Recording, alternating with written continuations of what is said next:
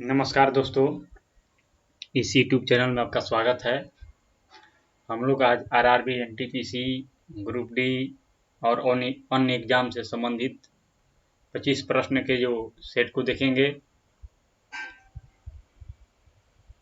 जिसमें सामान्य जागरूकता के टोटल 25 प्रश्न होंगे। हम चलते हैं अपने प्रश्नों पर। निम्नलिखित में से किसको साहित्य में नोबेल पुरस्कार 2019 मिला था? तो इसका आंसर हो जाएगा बी, पीटर हैंडके। नोबेल पुरस्कार 2019 में साहित्य में नोबेल पुरस्कार पीटर हैंडके को मिला था। अर्थशास्त्र में नोबेल पुरस्कार अभिजीत बनर्जी, जो भारतीय मूल के अमेरिकी थे, एस्थर डुप्लो और माइकल क्रेमल, जो अमेरिकी है, इन तीनों लोगों को अर्थशास्त्र में नोबेल पुरस्कार मिला। शांति के क्षेत्र में अबी अहमद अली को मिला, जो इथियोपिया के प्रधानमंत्री हैं। अगला प्रश्न, एनएचआरसी यानी राष्ट्रीय मानवाधिकार आयोग के अध्यक्ष वर्तमान में कौन है? तो आंसर हो जाएगा इसका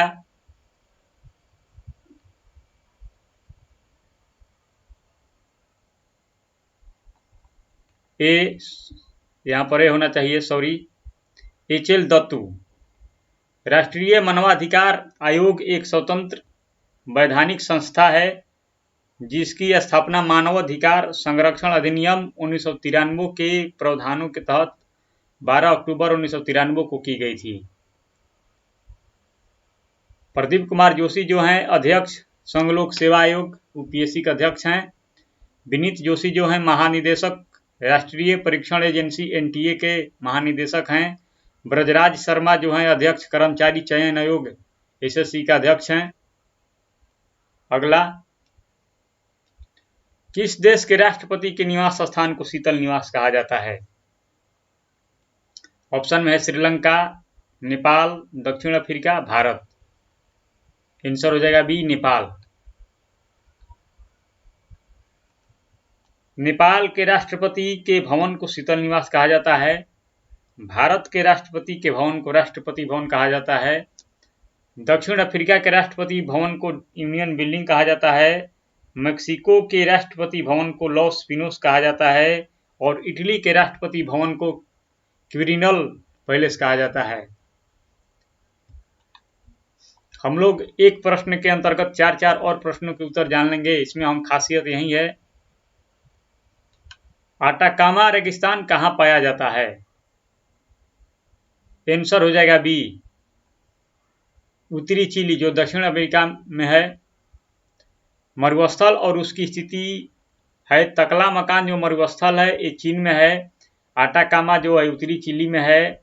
नाबीब मरुस्थल नामीबिया में है और मोजेव मरुस्थल दक्षिणी कैलिफोर्निया, जो संयुक्त राज्य अमेरिका यूएसए के अंतर्गत आता है। प्रथम आंग्ल मराठा युद्ध कब हुआ था?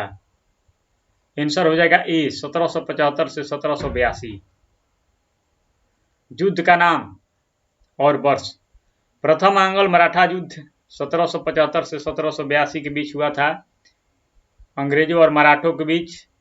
अंग्रेजों की तरफ से वारेन हेस्टिंग्स से और मराठों की तरफ से नाना फडणवीस थे। द्वितीय आंग्ल मराठा युद्ध 1803 और 1806 के बीच हुआ था, जिसमें गवर्नर जनरल लॉर्ड वेलेस्ली एवं मराठों के बीच हुआ था। प्रथम आंग्ल बर्मा युद्ध 1824 से 1826 के बीच हुआ था और प्रथम मैसूर युद्ध जो हुआ था 1766 से 1769 ईस्वी में हुआ। और ये जो युद्ध प्रथम मैसूर युद्ध हुआ अंग्रेज और हैदर अली के बीच में हुआ। बेदारा का युद्ध जो है 1759 ईस्वी में अंग्रेजों और डच के बीच हुआ। अगला जो प्रश्न है, कौकाज किन दो देशों के बीच का सैन्य अभ्यास है? तो आंसर हो जाएगा इसका सी, भारत और रूस। इंद्रधनुष 5 जो वायु सैन्य अभ्यास है, ये भारत और इंग्लैंड के बीच हो रहा है और इसका जो स्थल है होने का हिंडन यूपी में है। अजय वारियर 2020 ये जो सैन्याभ्यास है भारत और ब्रिटेन के बीच सैलिसबरी ब्रिटेन में आयोजन स्थल है। संप्रीति 9 2020 जो भारत और बांग्लादेश के बीच और इसका आयोजन स्थल है मेघालय के उमरोई में। इंद्र 2020 जो नौसेना अभ्यास है ये भारत और रूस के बीच हो रहा है। भारत के संविधान के अनुसार भारत के किसी राज्य के मुख्यमंत्री इनके द्वारा निर्वाचित किए जाते हैं। तो आंसर हो जाएगा ई, उस राज्य के राज्यपाल द्वारा।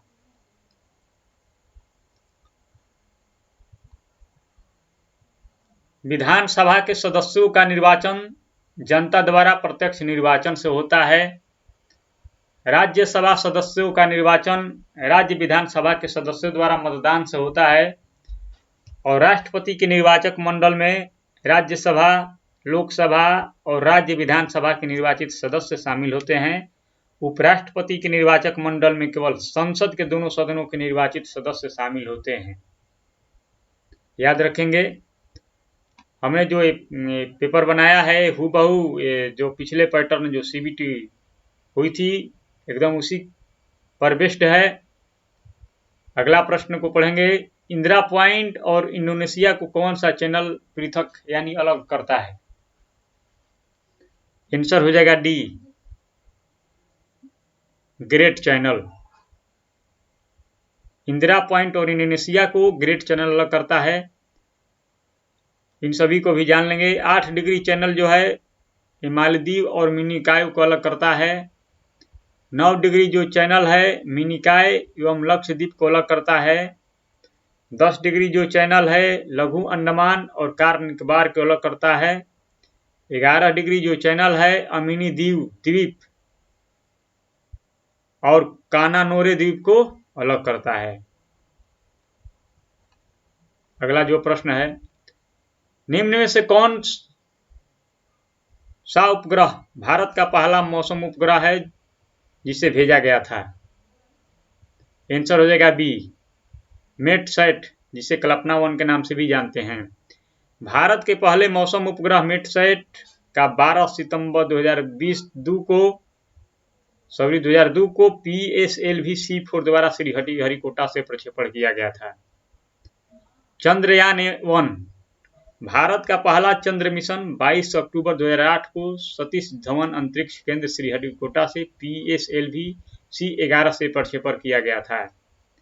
एडुसैट जो है दूरस्थ शिक्षा के क्षेत्र में क्रांति लाने के लिए स्वदेश निर्मित प्रथम शैक्षणिक उपग्रह है और इसे 20 सितंबर 2004 को सतीश धवन अंतरिक्ष केंद्र से GSLV F01 से प्रक्षेपण किया गया था। कार्टोसैट जो है देश के पहले मानचित्रण कार्यों हेतु प्रयुक्त मैपिंग सैटेलाइट का प्रक्षेपण जिसे श्रीहरिकोटा से PSLV C6 द्वारा प्रक्षेपण किया गया था। तो इतना सारी चीजों को जान लिए एक प्रश्न में। अगला प्रश्न है, किस आंदोलन के दौरान महात्मा गांधी ने केसर ए हिंद की उपाधि वापस कर दी थी? आंसर हो जाएगा ए, असहयोग आंदोलन। असहयोग आंदोलन का प्रारंभ 1 अगस्त 1920 से हो गया। रॉलेट एक्ट में मारे गए लोगों के विरोध में जमनालाल बजाज ने राय बहादुर और रविंद्रनाथ टैगोर ने सर की उपाधि लौटा दी थी। बंगाल विभाजन के विरोध में स्वदेशी आंदोलन प्रारंभ हुआ और 16 अक्टूबर 1905 को बंगाल के विभाजन को लागू कर दिया गया था। इसी विभाजन के दौरान रविंद्रनाथ टैगोर ने हमार सोनार बंगला नामक प्रसिद्ध गीत लिखा था। तो ये सब प्रश्न बार बार आता रहता है। अगला है, आर्थिक सहयोग और विकास संगठन OECD का मुख्यालय है? तो आंसर हो जाएगा बी, फ्रांस। यहाँ पर हमने संगठन और मुख्यालय दे दिया है। राष्ट्रमंडल का मुख्यालय जो है लंदन में है। रेड क्रॉस का मुख्यालय जो है जेनेवा में है ओपेक का मुख्यालय जो है वियना में है, और रासायनिक हथियार निषेध संगठन OPCW का मुख्यालय नीदरलैंड में है। अंतर्राष्ट्रीय परमाणु ऊर्जा अभिकरण IAEA का मुख्यालय जो है वियना में है। संयुक्त राष्ट्र विकास कार्यक्रम UNDP का मुख्यालय न्यूयॉर्क में है। अगला जो है प्रश्न, यूनिसेफ का संक्षिप्त रूप है, तो आंसर हो जाएगा इसका C, United Nations International Children Emergency Fund. और सारी चीजों को जान लेंगे। UNHCR इसका फुल फॉर्म है United Nations High Commissioner for Refugees. UNCTAD United Nations Conference on Trade and Development. UNESCO United Nations Educational Scientific and Cultural Organisation. UNFPA United Nations Population Fund. अगला प्रश्न है, किस अक्रिय गैस का उपयोग cancer के रूप में होता है, तो आंसर हो जाएगा इसका B, रेडॉन। जेनॉन को स्ट्रेंजर गैस के रूप में जानते हैं। नियॉन का उपयोग विद्युत बल्बों में अक्रिय वातावरण उत्पन्न स्फुरदीप्त बल्बों में स्फुरण के लिए, विज्ञापनों में, हवाई अड्डों में चालकों को संकेत देने के लिए होता है। हीलियम 80% और ऑक्सीजन 20% के मिश्रण से कृत्रिम ऑक्सीजन का निर्माण होता है, और आर्गन वायुमंडल में पाए जाने वाली सबसे अधिक अक्रिय गैस है, और इसका प्रयोग धातुओं को वेल्डिंग, आग बुझाने, विद्युत बल्बों में अक्रिय वातावरण उत्पन्न करने के लिए होता है। और नोट, मौसम संबंधी आंकड़ों के जानकारी के लिए प्रक्षेपित गुब्बारों में हीलियम भरा जाता है। अगला है, खोलोगंछू जल विद्युत परियोजना किन दो देशों के बीच की परियोजना है, आंसर हो जाएगा B, भारत और भूटान। हाल ही में भारत एवं भूटान ने 600 मेगावाट क्षमता वाली खोलोगंछू जल विद्युत परियोजना हेतु एक समझौते पर हस्ताक्षर किए। पंचेश्वर जल विद्युत परियोजना जो है भारत और नेपाल के बीच है। मियार पनबिजली परियोजना भारत और पाकिस्तान के बीच है। मांगदेछू जल विद्युत परियोजना भारत और भूटान के बीच है। अगला प्रश्न, चालक का वह गुण जो विद्युत धारा के प्रवाह का विरोध करता है कहलाता है, आंसर हो जाएगा C, प्रतिरोध। विभवांतर जो है किसी विद्युत सर्किट के दो बिंदुओं के मध्य एक इकाई आवेश के स्थानांतरण में किया गया कार्य विभवांतर कहलाता है। याद रखेंगे, किसी एग्जाम में परिभाषा सहित भी पूछ दिया जाता है। विभवांतर जो पूछा है NTPC 2016 में प्रश्न पूछा हुआ था। वोल्ट, एक कूलम्ब के आवेश को यदि किसी बिंदु तक लाने में 1 जूल का कार्य करना पड़े तो इस बिंदु पर विभव 1 वोल्ट कहलाता है। और प्रतिरोध का SI मात्रक ओम है, और इसका जो बीमा है ML2T-3I-2 होता है। हाल ही में किसे वर्ष 2019 का इंदिरा गांधी शांति पुरस्कार दिया गया है, तो आंसर हो जाएगा D, David Attenborough. Asia game changer पुरस्कार 2019 में छाया शर्मा को दिया गया। डॉक्टर APJ अब्दुल कलाम पुरस्कार 2019 में डॉक्टर के सिवन को मिला। गुलबेंकियन पुरस्कार 2020 ग्रेटा थनबर्ग को मिला। और केवान कर्मण पुरस्कार 2020 डॉक्टर के सिवन को प्राप्त हुआ। अगला जो है, राजेंद्र प्रसन्ना एक भारतीय शास्त्रीय संगीतकार हैं जो बजाते हैं, तो आंसर हो जाएगा इसका C, बांसुरी। प्रसिद्ध बांसुरी वादक हैं पन्ना लाल घोष, हरिप्रसाद चौरसिया। प्रसिद्ध भारतीय तबला वादक अल्लाह रखा खां, लतीफ खां, जाकिर हुसैन, किशन महाराज, रंगनाथ मिश्र, ये सब जो हैं भारतीय तबला वादक हैं। सरोद वादक अमजद अली खां, अली अकबर खां, देवाशीष भट्टाचार्य और राजेंद्र मिश्र, ये सभी सरोद वादक हैं। और प्रसिद्ध भारतीय सितार वादक पंडित रविशंकर, निखिल बनर्जी, विलायत खां प्रसिद्ध भारतीय सितार वादक हैं। प्रसिद्ध भारतीय शहनाई वादक बिस्मिल्लाह खां और अली अहमद हुसैन खां। अगला जो है प्रश्न 17 नंबर, विश्व पर्यावरण दिवस 2020 की थीम है। तो आंसर हो जाएगा इसका ए, जैव विविधता। विश्व पृथ्वी दिवस 22 अप्रैल को मनाया जाता है और इस बार 2020 में इसकी थीम थी जलवायु कार्रवाई। विश्व रक्तदान दिवस 14 जून को मनाया जाता है और 2020 में इसकी थीम थी सेव ब्लड सेव लाइव्स। राष्ट्रीय सांख्यिकी दिवस 29 जून पीसी महान लिनोविस के जन्मदिन पर मनाया जाता है और इस बार 2020 में इसकी जो थीम थी उत्तम स्वास्थ्य और खुशहाली।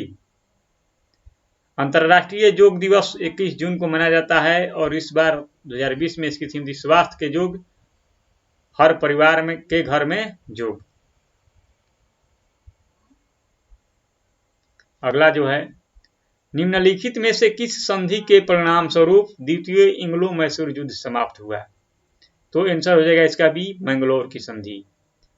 प्रथम एंग्लो मैसूर युद्ध हुआ था 1766 से 1769 के बीच में हुआ था, जिसमें हैदर अली विजयी हुए थे और उस समय जो बंगाल का गवर्नर था लॉर्ड वेरेलेस्ट था। द्वितीय एंग्लो मैसूर युद्ध जो हुआ 1780 से 1784 के बीच हुआ और मैंगलोर की संधि से यह युद्ध समाप्त हुआ और इस समय बंगाल का गवर्नर जनरल वारेन हेस्टिंग्स था। तृतीय एंग्लो मैसूर युद्ध हुआ 1790 से 1792 के बीच हुआ और श्रीरंगपट्टनम की संधि से यह युद्ध समाप्त हुआ। इस समय बंगाल का गवर्नर जनरल लॉर्ड कॉर्नवालिस था। चतुर्थ एंग्लो मैसूर युद्ध जो हुआ था 1799 ईस्वी में, इसमें टीपू सुल्तान की मृत्यु हो गई थी और इस समय बंगाल का गवर्नर जनरल जो था लॉर्ड वेलेस्ली था। अगला, वेंटूरीमीटर कार्बन फिल्टर पंप एक किस सिद्धांत पर आधारित है। आंसर हो जाएगा इसका बी, बर्नौली सिद्धांत पर।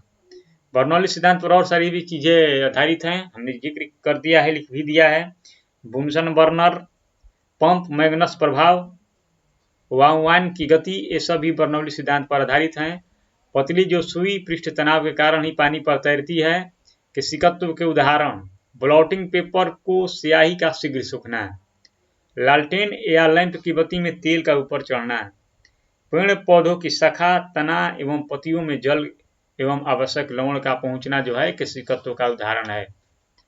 अगला है पास्कल सिद्धांत पर आधारित जो है, जितने भी हाइड्रोलिक चीजें हैं वो सब पास्कल सिद्धांत पर आधारित होती हैं, जिससे hydraulic lift, hydraulic press, hydraulic brake, hydraulic कुर्सी।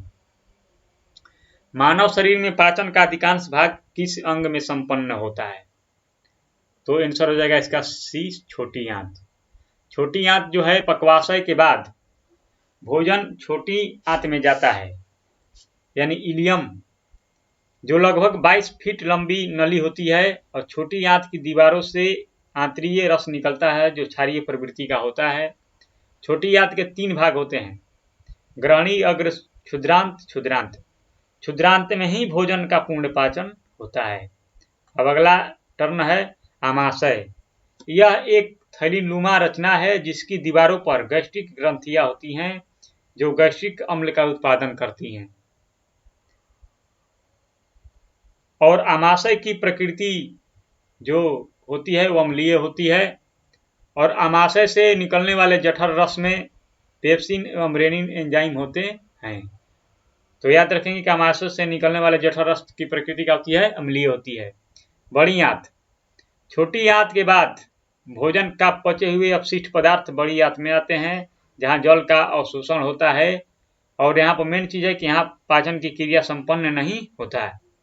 पैंक्रियाज, यह ईव आकार के ग्रहणी के बीच एक लंबी ग्रंथि है जो बहिःस्रावी और अंतःस्रावी दोनों ही ग्रंथियां निकलती हैं। अग्नाशय, पैंक्रियाज यानी अग्नाशय, बहिःस्रावी भाग से क्षारीय अग्नाशयी रस निकलता है और अंतःस्रावी भाग से इंसुलिन और ग्लूकागोन नामक हार्मोन निकलता है। तो अग्नाशय से ही अंतरस्त्रावी भाग से इंसुलिन और ग्लूकागोन नामक हार्मोन का स्राव होता है। अगला जो प्रश्न है, आजकल प्रतियोगी परीक्षाओं में परीक्षार्थियों की वस्तुनिष्ठ प्रकार की उत्तर पुस्तिकाओं को जांचने के लिए युक्ति का प्रयोग होता है। तो आंसर हो जाएगा इसका ए, ऑप्टिकल मार्क रीडर। बैंक में चेक के विवरण को पढ़ने के लिए ऑप्टिकल कैरेक्टर रिकॉग्नाइजेशन डिवाइस का प्रयोग होता है, जो बी ऑप्शन में हमने डाला है। वायरलेस एप्लीकेशन प्रोटोकॉल, ये जो है विभिन्न संचार प्रोटोकॉल के लिए बनाए गए विनिर्देश है, जिसके तहत वायरलेस तकनीक cellular phone, email, world wide web के लिए मानकीकृत तरीके से प्रयोग होता है। और ब्लूटूथ जो है ये बेतार संचार अभिकरण है, जिसके तहत सूचना का आदान प्रदान होता है। अगला जो है, किस पौधे का वैज्ञानिक नाम ओराइजा सटावा है? आंसर हो जाएगा बी, चावल। अगला टर्म में जानेंगे, प्याज का वैज्ञानिक नाम जो है एलियम सेफा है। गेहूं का वैज्ञानिक नाम ट्रिटिकम स्टीवम है। गाजर का वैज्ञानिक नाम डोकस कैरोटा है। और केला का वैज्ञानिक नाम है जो मूसा पार्डिसिए का है। अगला जो है, केंद्रीय मंत्रिमंडल ने राष्ट्रीय शिक्षा नीति 2020 को मंजूरी दी है।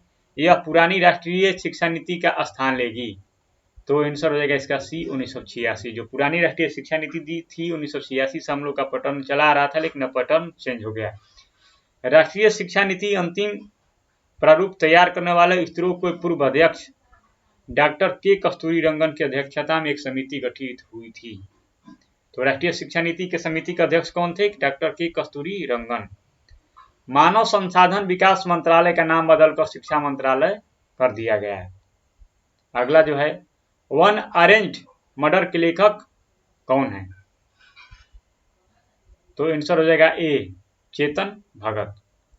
पुस्तक और लेखक, मेड इन चाइना के पुस्तक जो के लेखक हैं परिंदा जोशी। दलाल स्ट्रीट्स के लेखक हैं अनुराग त्रिपाठी। द इकाबॉक के लेखक हैं J K Rowling. The song of India के लेखक हैं रस्किन बॉन्ड। और legend of Suhel Dev the king who saved India, इसके लेखक हैं अमिश त्रिपाठी। अगला जो है प्रश्न, लास्ट प्रश्न, पीएम स्वनिधि योजना की शुरुआत कब हुई? तो आंसर हो जाएगा बी, 1 जुलाई 2020 को। 1 जून 2020 को one nation one ration card योजना की शुरुआत हुई। इसका जो उद्देश्य है, देश के किसी भी हिस्से में राशन कार्ड का उपयोग कर राशन लेना। 1 जुलाई 2020 को पीएम स्वनिधि योजना की शुरुआत हुई, जिसके उद्देश्य था रेहड़ी और पटरी वालों को भी 10,000 रुपये तक का लोन मुहैया कराना। 25 दिसंबर 2019 को अटल भूजल योजना का प्रारंभ हुआ और इसका जो उद्देश्य था, अगले 5 वर्ष में 15 करोड़ घरों तक पीने का साफ पानी होना चाहिए। 28 अगस्त 2014 में जनधन योजना, प्रधानमंत्री जनधन योजना का शुरुआत हुआ और इसका जो मुख्य उद्देश्य था, सभी परिवारों का बैंक खातों तक पहुंच। तो धन्यवाद दोस्तों, अगर ये वीडियो अच्छा लगे तो आप लोग लाइक और सब्सक्राइब कीजिए। Thank you.